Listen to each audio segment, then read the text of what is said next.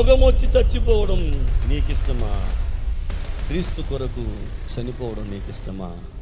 రోగంతో అందరూ చచ్చిపోతూనే ఉన్నారు. అలాగే ఆకస్మిక మరణాలు వచ్చి చాలా మంది చనిపోతూ ఉన్నారు. కానీ ఆశ తీరా క్రీస్తు కొరకు చనిపోయేటువంటి స్థితి నీకు కావాలని దేవుడు కోరుకుంటున్నాడు. దేవునికి స్తోత్రం, హల్లెలూయా. అలాగే ఈ సంఘానికి ప్రథమ కాపరిగా ఉన్నటువంటి బిషప్ పాలికార్ప్ అనేటువంటి ఆయన, ఆ పేరుకు గల అర్థం ఏమిటంటే ఎక్కువ ఫలము, ఎక్కువ ఫలింపు. పాలి అంటే పాలిక్లినిక్ అంటే అన్ని రకాలుగా చూసేది, కార్పొరేట్ అంటే కోసుకునేటువంటి ఆ పంట. కనుక ఎక్కువ ఫలం అనేటువంటి ఆ పేరు ఉన్నటువంటి ఆ బిడ్డ పాలికార్ప్ ఈ సంఘానికి ప్రారంభ దినాలలో బలమైనటువంటి సేవకుడిగా ఉన్నాడు. 86 సంవత్సరాలు వచ్చేసాయి. సీజర్ని పూజించమని చెప్పారు, నేను పూజించను అన్నాడు.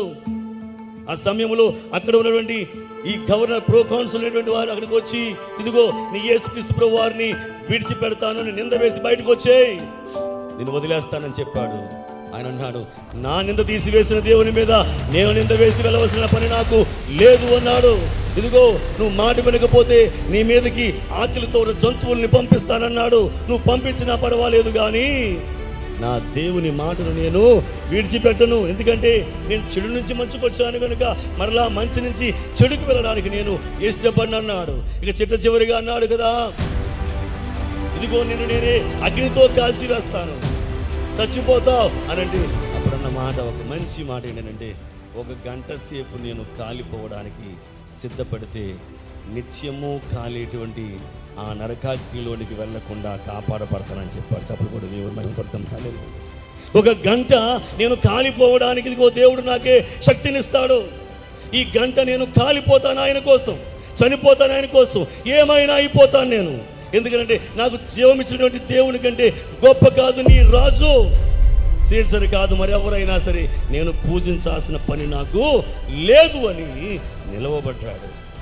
నిలవబడితే మంటల్లో వేసినప్పుడు పరిగెత్తకుండా ఉండడానికి ఒక కట్టికి ఏం చేస్తారయ్యానంటే మేకులు వేసి ఆ కట్టితో పాటుగా మంటల్లో వేస్తారు. అలా పట్టుకుని కట్టి వేయబోతూ ఉంటే విదిలించుకున్నాడు, తనకున్న వస్త్రాన్ని విడిచిపెట్టేశాడు. అలా పరిగెత్తుకుంటూ వెళ్ళి మంటల్లోకి వెళ్ళిపోయి, ఇదిగో నా ప్రభు సాన్నిధ్యంలోకి నేనే వెళ్ళిపోతున్నానంటే కనుక ఆయన శరీరము కాలకుండా అలాగే కనిపిస్తూ ఉంది. చిత్రంగా చూస్తూ ఉన్నారు. ఆయన అక్కడి నుంచి సంతోషిస్తూ ఉన్నాడు, ఆనందిస్తూ ఉన్నాడు. ఆ సమయంలో ఇక వీడు చనిపోడు అని ఈ పాలికార్ప్ అనేటువంటి ఆయన యోహాను గారి ప్రియమైన శిష్యుడు, స్నేహితుడు కనుక 86 సంవత్సరాల ముసలి ప్రాయంలో అగ్నిలోకి వెళ్ళిపోవడానికి ఇష్టపడ్డాడు ఆయన. ఇక ఫలితం లేదని సైనికులు అగ్నిలో ఉన్న అతనిని బల్లాలతో పొడిచి చంపేశారు. ఆయన ఒకే ఒక మాట అన్నాడు, మిమ్మల్ని అందరినీ దేవుడు ఆశీర్వదించాలి, ఎందుకంటే నాకు హతసాక్షుల వరుస ఇచ్చారని. చప్పలు కొట్టి దేవుని మహిమపడతాం. హల్లెలూయా. హతసాక్షుల వరుస నాకు ఇచ్చారు. ఎందుకంటే స్మరణ అనేటువంటి సంఘం అంటేనే సుగంధం అనేటువంటి సువాసనని ఇచ్చేది.